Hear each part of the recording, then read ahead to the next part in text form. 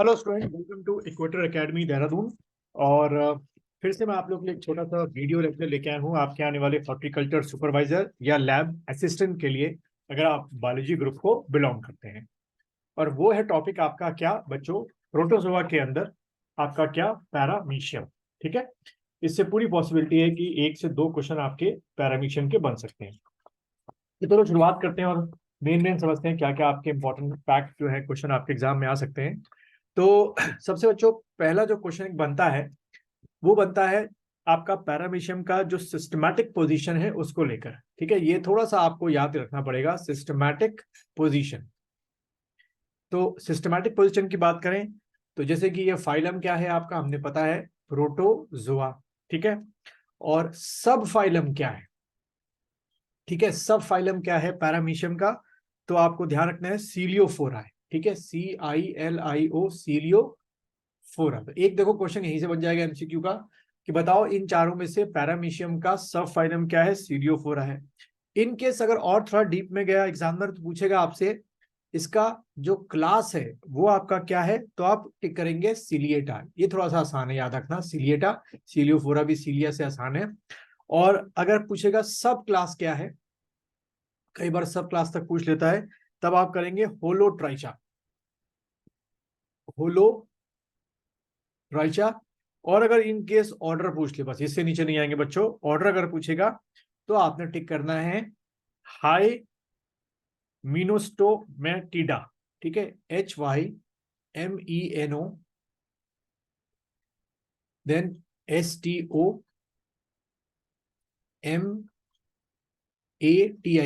ठीक है, मिस्टो high मीनोस्टोमैटिडा, MATIDA। ठीक है, ये इसका क्या हो गया? ऑर्डर हो गया।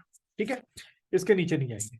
तो इस लेक्चर में जो मैं आप लोगों के साथ टॉपिक शेयर करना चाह रहा हूं वो है आपका क्या, इसका रिप्रोडक्शन वाला सिस्टम। ठीक है, वहां से एक क्वेश्चन बन सकता है, हेडिंग डाल देना आप लोग, रिप्रोडक्शन इन पैरामीशियम।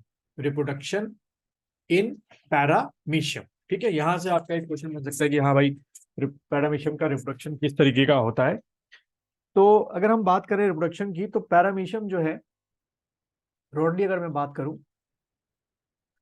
तो पैरामीशियम जो है वो आपका क्या दिखाता है? ट्रांसवर्स बाइनरी फिजन दिखाता है।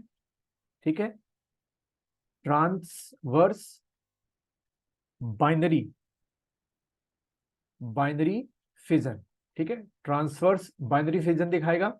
और दूसरा जो दिखाता है रिप्रोडक्शन वो है several kind of nuclear reorganisation. ठीक है, several kind of nuclear reorganisation.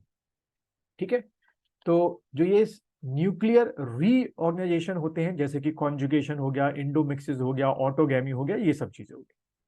लेकिन हम लोग मेन तौर पे समझेंगे ये जो ट्रांसवर्स बाइनरी फिजन है उसको हम लोग समझने की कोशिश करेंगे, उससे कैसे आपके एमसीक्यू क्वेश्चन होते हैं उससे हम सब लोग क्वेश्चन बनाएंगे। ठीक है, तो देखो ट्रांसवर्स बाइनरी फिजन को हम लोग डायग्राम के थ्रू समझते हैं। जैसे कि आप देख रहे हैं ये क्या है? Stages showing transverse binary fission. अब यहीं से हम लोग जो इंपॉर्टेंट कॉन्सेप्ट है जो आपके एमसीक्यू में पूछे जा सकते हैं उसको सीधा हम लोग समझ लेते हैं। ठीक है, देखो सबसे पहला क्वेश्चन तो क्या आता है, ये पहला जो फैक्ट आ सकता है एग्जाम में, पहला फैक्ट। ठीक है, इंपॉर्टेंट फैक्ट्स आप कह सकते हैं, हेडिंग डाल दीजिए। पहला फैक्ट है कि जो ट्रांसवर्स बाइनरी फिजन होता है वो हमेशा कब होगा? During the favourable condition. It always awkward during the favourable condition. ठीक है, यानी कि प्रॉपर टेम्परेचर है, प्रॉपर फूड है, तो आपका जो पैरामीशियम होगा वो क्या दिखाएगा? आपका ट्रांसवर्स बाइनरी फिजन दिखाएगा। ठीक है, ट्रांसवर्स बाइनरी फिजन को हम लोग हॉरिजॉन्टल, जैसे कि डायग्राम से दिख रहा होगा आपको, हॉरिजॉन्टल बाइनरी फिजन भी कहते हैं। ठीक है, ये भी आपसे एमसीक्यू पूछ सकते हैं कि इसका अल्टरनेटिव नेम क्या है, हॉरिजॉन्टल बाइनरी फिजन भी कहते हैं। जब आपका ये बाइनरी फिजन शुरू होने को होता है तो सबसे पहले स्टेज में क्या होगा कि पैरामीशियम स्टॉप फीडिंग। ठीक है, तो क्वेश्चन पूछेगा कि व्हाट इज द इंडिकेशन कि पैरामीशियम में बाइनरी फिजन शुरू होने वाला है, तो आपने टिक कर देना, एक ऑप्शन होगा स्टॉप फीडिंग। ठीक है, खाना खाना जो है वो फीडिंग करना छोड़ देगा, ये पहला आपको मानना है क्या है आपका सिम्टम है। ठीक है, और उसके बाद इसके जो आपके क्या होते हैं, ओरल ग्रूव एंड जो बुक्कल स्ट्रक्चर होते हैं वो डिसअपियर हो जाते हैं। ठीक है, ये सेकेंड स्टेज होगा, ये स्ट्रक्चर डिसअपियर। ठीक है, एमसीक्यू में आपसे पूछ सकते हैं। अब यहां पर जो अगला है, ज्यादा डिटेल में नहीं आना हमने, यहां पर क्या होता है कि जैसे कि आप डायग्राम में देख रहे हो, मैक्रो न्यूक्लियस और माइक्रो न्यूक्लियस। ठीक है, तो क्वेश्चन क्या आता है कि इन दोनों में से मैक्रो न्यूक्लियस में और माइक्रो न्यूक्लियस में जो पैरामीशियम के अंदर होता है, कौन सा माइटोटिक डिवीजन दिखाता है और ए माइटोटिक डिवीजन दिखाता है। इसको सीधे से लिख लो, यहाँ पे सीधा एग्जाम में पॉइंट को है, माइक्रो न्यूक्लियस ये क्या शो करेगा, it always show mitotic division.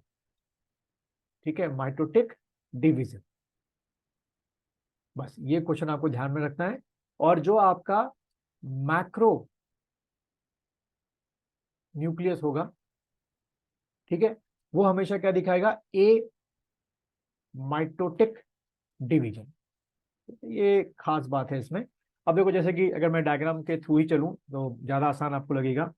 इसमें क्या होता है कि जब आपका ये जो माइक्रो न्यूक्लियस है, जो कि क्या दिखा रहा है, माइटोटिक डिवीजन दिखाता है, तो उसमें बकायदा प्रोफेज स्टेज आती है, मेटाफेज स्टेज आती है, और आपकी एनाफेज स्टेज आती है, और टीलोफेज आती है। जो कोई देखो, ये किसको रिप्रेजेंट कर रहा है, higher type of cell division को कर रहा है।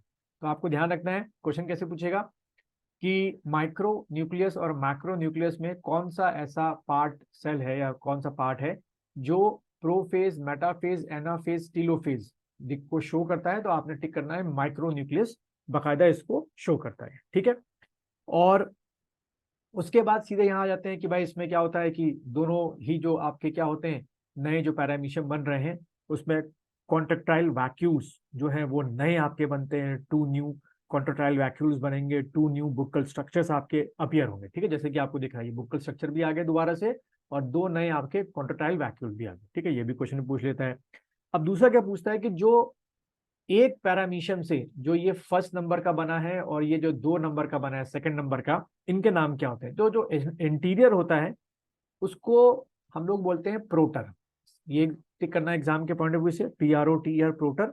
ठीक है, इंटीरियर होगा। और जो पोस्टीरियर होता है उसको लिखा होता है ओपिस्थी, OPISTH।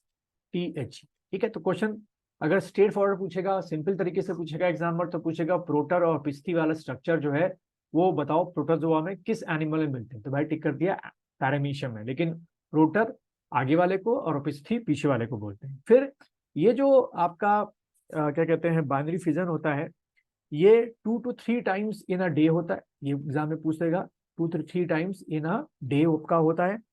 और एक जो पूरी प्रोसेस होती है बाइनरी फिजन की, कंप्लीटेड, पूछेगा कितने टाइम में होती है, कंप्लीटेड इन 30 मिनट्स। बस इतना बच्चों आपको यहां से ध्यान में रखना। ठीक है, तो 3-4 फैक्ट्स जो है सिर्फ और सिर्फ इसके रिप्रोडक्शन से आपसे पूछे जा सकते हैं। बाकी ये डायग्राम, इक्टो, इंडोप्लाज्म, ये सब आपको पहले भी याद है। वैक्यूल्स, फूड वैक्यूल्स हो गया, posterior contractile vacuole, anterior contractile vacuoles हैं, ये सब आप लोग को याद रहते हैं। सीलिया से मूवमेंट करता है, पैलिकल केक आपकी क्या होती है, इस पे, इसके ऊपर आपकी लेयर होती है।